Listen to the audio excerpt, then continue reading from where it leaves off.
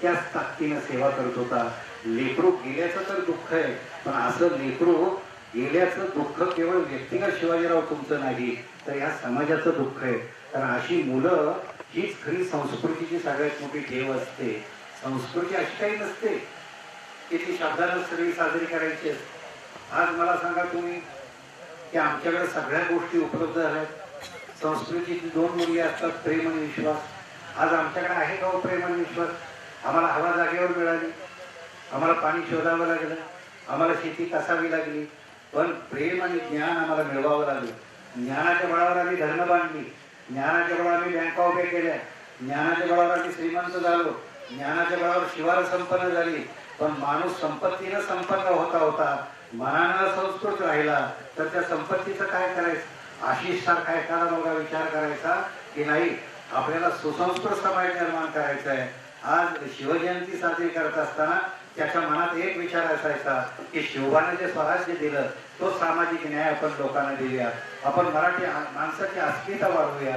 अरे रामाने छोटीशी खारोटी होती, तिला हे माहिती होतं की माझ्या अंगावरच्या वाळूनं रामाचा सेतू बांधला जाणार नाही. पण रामाचा सेतू बांधला जाणार नसला तरी राम ज्याच्या विरुद्ध लढतो आहे त्या रावणाच्या विरुद्ध लढण्यासाठी मला रामाला बळ दिलं पाहिजे. आज गौरीशंकर मध्ये शिकत असताना सुद्धा तुम्ही श्रीरंग काटेकर मिलिंदराव त्याला जे प्रेम दिलं, प्रोत्साहन दिलं, त्याच्यातले नेतृत्व गुण जाणून घेतले, त्याच्यातनं आशिष फुलत गेला. तो सेवा करत होता नैसर्गिक. म्हणजे मला आबा आता एका नवनाथ लोखंडे नावाच्या माणसानं एक ग्रंथ लिहिलाय आणि यशवंतराव चव्हाणांच्या ग्रंथ लिहिलाय. कित्येकांना यशवंतरावांच्या आठवणी माहीत नाही, त्या आठवणी दिल्या. जेव्हा ते खरोड्याला गेले होते मधुकरराव चौधरी यांच्या इथं, त्यावेळी कडेला आग लागली होती. यशवंतराव महाराष्ट्राचे मुख्यमंत्री होते.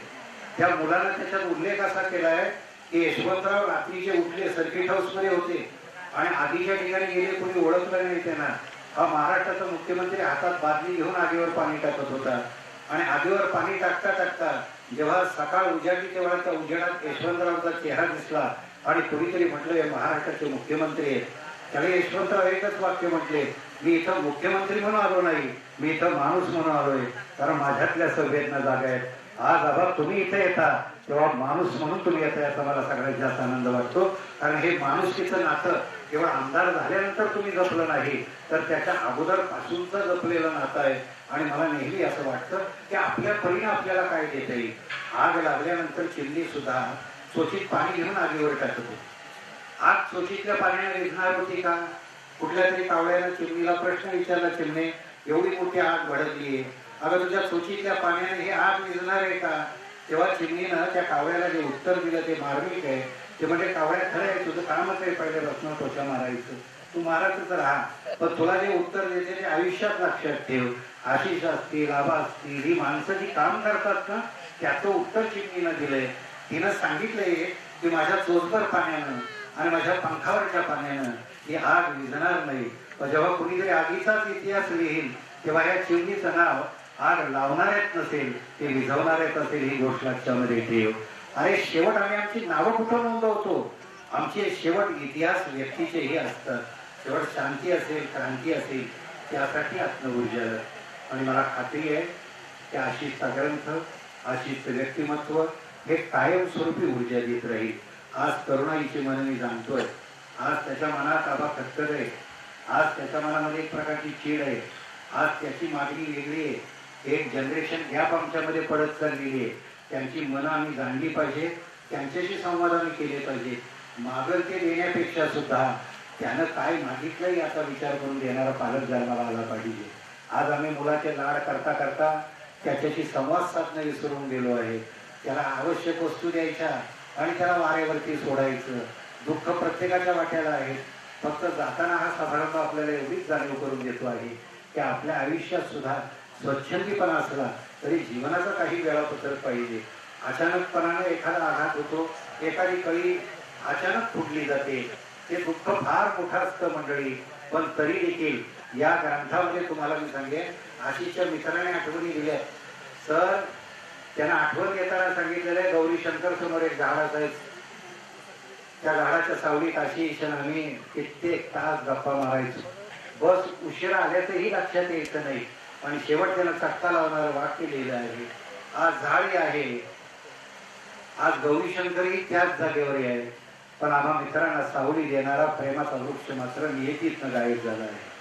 आज जीवनामध्ये सावली देणारी माणसं असतात, प्रेम देणारी माणसं असतात. त्यांच्या मनातनं जे काय असतं त्याची जाणीव ही आम्हा मंडळींना झाली पाहिजे. एक ॲस्ट्रोयामधलं दाम्पत्य होतं, शिवाजीराव तुम्ही सुद्धा काही तसं, पण त्या दाम्पत्यानं तरुणाईचं मन जाणण्यासाठी एक ग्रंथ लिहिला होता. आज तुम्ही जसा हा ग्रंथ लिहिलाय ना, माझ्या 6वे पुस्तकात मी लिहिलंय, आणि त्या ग्रंथाला त्यांनी नाव दिलं होतं डिअर वर्ल्ड. आणि डिअर वर्ल्ड कोणाचं? डिअर याचा अर्थ ही लहान लहान मुलं जी आहेत ना, त्यांच्या मनात काय खटखटतंय त्याच्यावरचा तो ग्रंथ होता. आणि त्या ग्रंथात त्यांनी लिहिलं होतं की बाळांनो, हे जग जर तुम्हाला दिलं चालवायला तुम्ही काय करा. तरुणाई कसा विचार करते तसा एक सुंदर पुस्तक येते की तरुणांच्या ताब्यामध्ये हे जग दिलं तर. एका 17 वर्षाच्या मुलीनं उत्तर दिलं की तुम्ही तरुणांना जेवढे बावळट समजता तेवढे तरुण बावळट नाहीत म्हणले. जग नंतर चालवायला द्या म्हटले. अगोदर एक गोष्ट लक्षामध्ये घ्या, तुम्हाला आताच का वाटते की जग तरुणांच्या ताब्यात द्यावं? मी 17 वर्षाची मुलगी आहे, कारण या जगातला भ्रष्टाचार, या जगातले हिंसाचार जे काही तुम्ही केले असतील ते 17च्या वरच्या मंडळींनी केले, त्याला आम्ही जबाबदार नाहीये. माझं सांगणं एकच आहे, जग काही आमच्याकडे ताब्यात द्यायला जाऊ नका. तुम्ही सुधारायला सुरुवात करा, जग आपोआप सुधारत जाईल म्हटले. आणि तुम्ही सुधारलाच नाही तर मोठा बॉम्ब आम्ही घेऊ आणि तुमच्यावरती टाकून देऊ. या मुलांच्या भावना आहेत. आज मुलं शिवजयंती साजरी करतायत, ते दहीहंडी साजरी करतायत. मी ग्रंथ वाचत असताना आशिषचं मन झालं. हा ग्रंथ वाचत असताना मी सुधाताईंचं मन झालं. त्यांच्या उर्मिला नावाच्या मावशीनं काळजाला घर पाडेल एवढं सुंदर असा तो लेख लिहिलाय. मला उर्मिलाताईंना आवर्जून सांगायचे की आयुष्याचा अर्थ तुम्ही लिहिलाय, आयुष्याचा अर्थ कळत नाही दुःखाच्या वाटा सोसल्याशिवाय, आणि वेदनेचा अर्थ कळत नाही काटा काळजाला टोचल्याशिवाय. खरंय की काही काट्याशी काळजाला टोचतात आणि मग त्या ज्या वेदना असतात. आज मला फक्त सावरायचं इथं. शिवाजीराव, तुम्ही समाजामध्ये वावरता, तुम्ही मित्रांच्या मध्ये वावरता, अनेक सेवा कार्यासाठी तुम्ही पुढे असता. तुमचा वारसा आशिषनं सांभाळला, परंतु आशिषची आई मात्र अनेकांना माहीत नसेल. आशिषला आवडायचं सुविचारांचा संग्रह करायचा, आशिषला आवडायचं पत्र छान छान लिहायची. तर ती माऊली आशिषच्या मृत्यूनंतर आज सुभाषितच आठवते. त्याचा सगळा ग्रंथ शिवाजीरावांनी माझ्यासमोर आणला आणि दाखवला की सर, त्याच्या आईनं गोळा केलेली ही सुभाषित आहेत म्हटले. आज आशिष गेला आणि ओंजळीमध्ये फक्त सुभाषित राहिली आहेत. माझ्या डोळ्यात क्षणभर पाणी आलं. मी त्यांना सांगितलं की तुम्ही लक्षामध्ये घ्या की आशिषचा ग्रंथ आईसमोर ठेवेल. आता सुद्धा मी अतिशोषला त्याच्या भावालाही तेच सांगितलं की आईला लोकांच्या कान, तिच्या काळजाला काही शब्द टिकू देत, तिच्या कानावरती काही शब्द जाऊ देत. कारण त्याच्या भावाने सांगितलं तसं मी तुम्हालाही सांगेन की कित्येक वेळा संपत्ती माणसाचं दुःख दूर करू शकत नाही, पण सांत्वन हे शब्द दुःख निदान हलकं करू शकतं. आज ग्रंथ बघितल्यानंतर सुद्धा त्यांच्या मनाला थोडासा आशिष पुन्हा एकदा तरळत जाईल. आबा तुम्हाला सांगेन की पु ल देशपांडेंसारखा मोठा माणूस त्यांनी सांगितलं की ग्रंथ का लिहायचे असतात, ग्रंथ का जन्माला घालायचे असतात. म्हणजे कित्येक वेळा दुःख इतकं टोकाला जातं की माणसाला हे जगायचं कशाला असा प्रश्न राहतो. एक जण असाच होता वाचक की ज्याला मरावं वाटत होतं, आता जगण्यासारखंच काही राहिलं नाही. तेव्हा पुन्हा सांगितलं की माझं पुस्तक त्याच्या हातामध्ये पडलं. तो वाचक पुस्तक वाचत गेला आणि पुस्तक वाचता वाचता त्यानं लेखकाला पत्र लिहिलं, खरं सांगतो माझ्या आयुष्यात मला मरावंसं वाटत होतं, पण तुमचं पुस्तक वाचत गेलो आणि आता मला जगावंसं वाटतं आहे. त्यावेळीच त्या पुलंनी उत्तर लिहिलं वाचकाला, हे माझ्या प्रिय वाचका, अरे माझ्या ग्रंथांमुळं तुला जगावंसं वाटतं म्हणून आम्हाला लेखकांना लिहावंसं वाटतं. ही गोष्ट लक्षामध्ये घे. जगणं आणि लिहिणं याचा एक सुंदर अनुबंध असतो आणि हा अनुबंध या पुस्तकामध्ये साकार केलेला आहे. पुस्तकाच्या निमित्तानं, या पहिल्या स्मृती दिनाच्या निमित्तानं मी ग्रामपंचायतीला एक सहजपणे सुचवेन, पहा तुम्हाला जर तो उपक्रम राबवता आला तर आशिषच्या नावाचं एखादं सुंदर ग्रंथालय आणि चांगली व्याख्यानमाला जर तुम्हाला आयोजित करता आली. कारण मला माहिती आहे की आता अनेक ओघानं घरामध्ये संपत्ती येते आहे. आज घरातला TV दणदणतो आहे, लेकरांच्या दिशा बदलत चाललेली आहे. आज TV बटन ताब्यात नाही, पोरंही आपल्या ताब्यात नाही. आज होतंय असं की आम्ही संस्कृतीवर बोलतो, पण संस्कृती कुठं दिसते. जेव्हा अख्खी ग्रामपंचायत माझ्या महाविद्यालयामध्ये आली आणि मला सांगायला लागली की आम्हा येणारे सर तुम्हाला आलं पाहिजे, गावामध्ये बोललं पाहिजे, मी सहजपणे मदनराव पिसाळ आणि सगळ्या मंडळींना सांगेन, दिलीपराव पिसाळ सगळ्या मंडळींना सांगेन, मदन भोसले पण इथे त्यांनाही सांगेन की तुम्हाला जर असा काही उपक्रम चांगला करता आला, केवळ 1 दिवसापुरताचा कार्यक्रम घेतलाय, कारण काळाच्या ओघामध्ये विस्मृतीच्या कुंचल्यानं काही स्मृती पुसल्या जाऊ नये असं वाटत असेल तर त्या स्मृतींना चिरंजीव रूप एखाद्या उपक्रमातनं द्यावं लागतं. तुम्हाला जाता जाता भाषण संपवताना सांगेल की आता हिलरी क्लिंटन नावाची बाई अमेरिकेत अध्यक्षपदासाठी उभी आहे, पण तुमच्यातल्या कुणालाही माहीत नसेल त्या बाई भारतात आल्या, भारतातल्या खेड्यात गेल्या, त्यांनी देवस्थानं बघितली, खेडी बघितली, आपल्याकडची कुटुंब व्यवस्था बघितली, एकमेकावर आपण प्रेम किती करतो बघितलं, आणि अमेरिकेत गेल्यानंतर तिनं आपल्या नवऱ्याला सांगितलं की आपला देश काय घेऊन बसलाय, म्हणते अजून आपल्याकडे सुरक्षा नाही, परंतु मी जाऊन आले भारतामध्ये, मला भारतात काय दिसलं असेल तर भारतात मला कुटुंब संस्था दिसली, माणसं माणसावर प्रेम करतात ही दिसली. आज तीच कुटुंब संस्था टीव्हीनं मोडकळीत निघत चाललेली आहे, नवी संस्कृती आमच्याकडे येते आहे. आज चातुर्यानं जगणारा सगळ्यात हुशार असा माणूस जगलाय, चारित्र्यावरती सुद्धा थोडासा भर दिला पाहिजे. म्हणून बाई सांगते आहे की आज मला असं वाटतं की लेकरांसाठी एक दुनिया उभी करावी की जिथं फक्त तरुणाईच केंद्रस्थानी असेल, त्यांचं जगणं केंद्र असेल. बाई म्हणते की तुमच्या भारतातले सगळे लोक संपत्तीच्या दिशेनं अमेरिकेकडे येतात म्हणजे, पण अमेरिकेत आल्यानंतर कदाचित तुम्हाला समोर हिरवळ दिसते, डोळेजण इमारती दिसतात, तुम्हाला असं वाटतं स्वर्ग कुठे आहे तर तो अमेरिकेत आहे. पण किती भारतीयांना हे माहिती आहे अमेरिकेत 4 स्त्रिया बाळात झाल्या तर बाळात होणाऱ्या 4 पैकी 1 स्त्री तिचं वयोगट 12 ते 15 असतं. शाळेत जाणाऱ्या 25% मुली बाळांत होत आहेत, त्या कुमारी माता होत आहेत आणि 35,000 पोरं दप्तरात पिस्तूल घेऊन शाळेत जात आहेत. अरे कुठं सुरक्षा आहे म्हटले. आज तुम्ही आमच्या संपत्तीकडे बघताय, संपत्ती बघायची असेल तर अमेरिकेकडे बघा, पण संस्कृती बघायची असेल तर तुम्हाला भारतीय खेड्याकडेच बघावं लागेल. कारण संस्कृती ही अशी गोष्ट असते जी माणसानं माणसाला पुढे द्यायची असते. मला या गोष्टीचा अभिमान आहे, या ग्रामपंचायतीचा अभिमान आहे की त्या ग्रामपंचायतीनं या संस्कृतीचा वासा याच्याही पुढच्या काळामध्ये चालत राहावा असं वाटत असेल तर एक काम करावं, एक चांगली एखादी व्याख्यानमाला, चांगलं एखादं ग्रंथालय, आशिषचं नाव शिवाजीराव याच्या पुढच्या काळात सुद्धा असं कुठेतरी नोंदलं जाईल, गोंदलं जाईल. कारण विठ्ठल मानेंनी सांगितलं की हे चंदनाचं झाड असं अकालीच कापलं गेलं आहे, परंतु त्याला जे लावलेले हात होते ते चंदनाचे होते, कारण चंदनाचे हातच सुगंध देतात.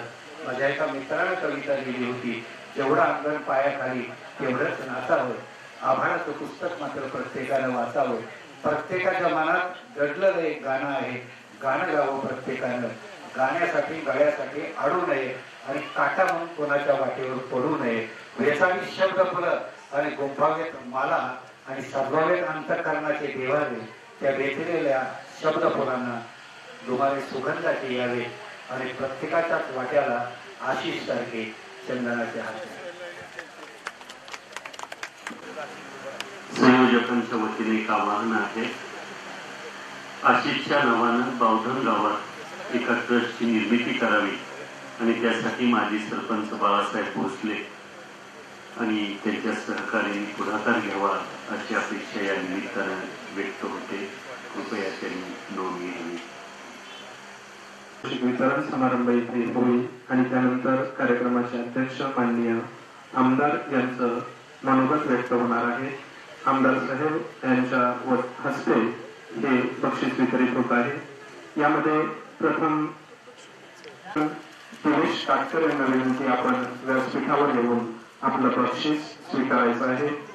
श्री सतीश यशवंत बापू आणि 3000 रुपये असं पारितोषिकाचं स्वरूप आहे.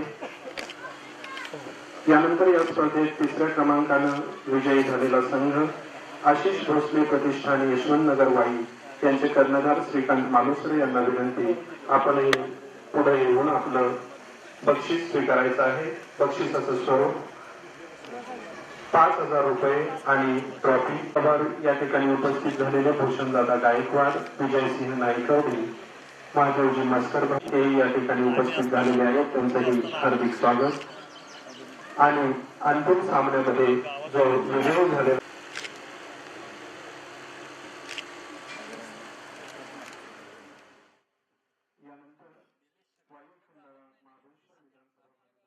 आपणा सर्वांचे सहकारी शिवाजीराव भोसले यांचे सुपुत्र आशिष भोसले यांच्या प्रथम पुण्यस्मृतीचा औचित्य साधून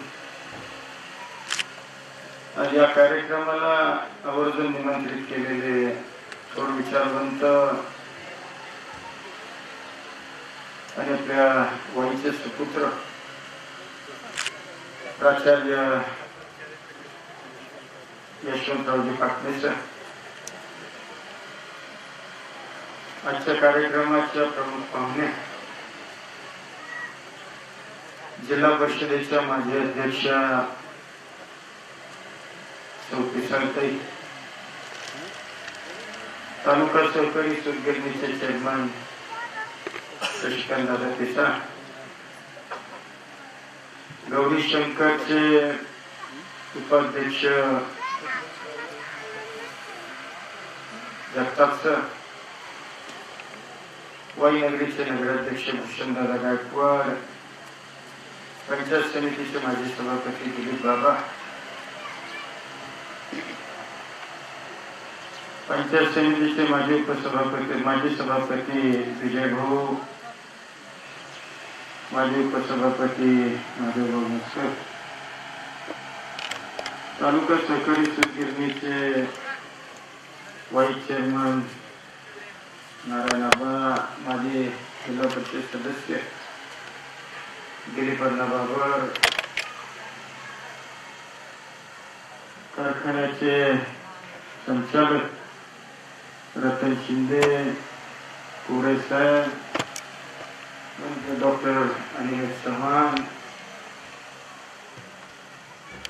विजयाताई भोसले,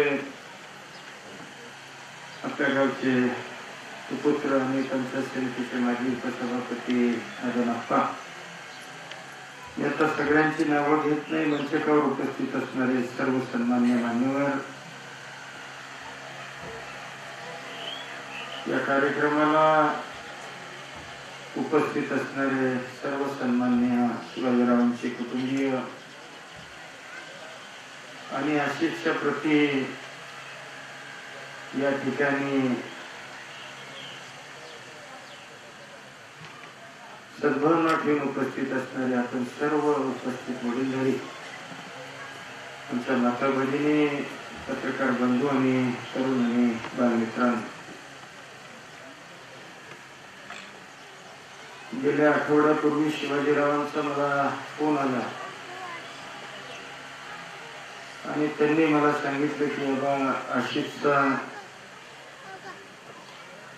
पुण्यस्मरणाचा कार्यक्रम आपण आयोजित केलेला आहे आणि आज या ठिकाणी येत असताना मनामध्ये अतिशय एक वेगळ्या पद्धतीची भावना निश्चितपणानं निर्माण झाली. एक वर्षापूर्वी आशिष आपल्याला सगळ्यांना सोडून गेला. मला आठवतंय मी त्यावेळेला भेटायला शिवाजीरावांना घरी आलो होतो आणि त्यांच्या एकूण असणारी कुटुंबाची त्यावेळची अवस्था मी स्वतः माझ्या डोळ्यानं पाहिली. म्हणजे कुणाच्याही कुटुंबामध्ये एखादी व्यक्ती जाणं हे खूपच दुःखदायक असतं, परंतु आशिष सारखा एक तरुण मुलगा की ज्याला नुकतंच आज तरुण वयामध्ये त्या ठिकाणी पदार्पण केलं होतं, असा मुलगा अकाली निघून जाणं ही मनाला खूप मोठी धक्का देणारी आणि चटका लावणारी गोष्ट होती. भेटायला येईपर्यंत आशिषच्या संदर्भातलं मला खूपसं काही माहिती नव्हतं, परंतु शिवाजीरावांना भेटायला आल्यानंतर त्या ठिकाणच्या असणाऱ्या त्याच्या मित्रांनी आणि पाहुण्यांनी जे त्याच्या संदर्भातल्या काही गोष्टी सांगितल्या त्या ऐकल्यानंतर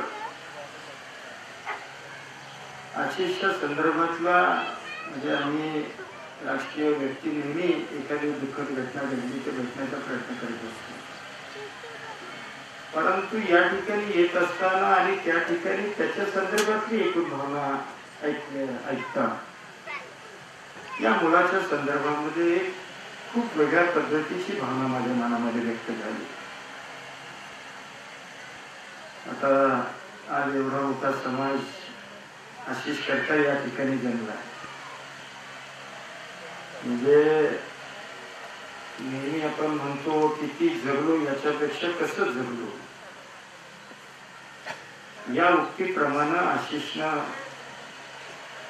त्याच्या वयाच्या 21व्या वर्षापर्यंत, म्हणजे आता 21व्या वर्षापर्यंत किती अक्कल असते मुलांना हे तुम्हाला मला माहिती आहे.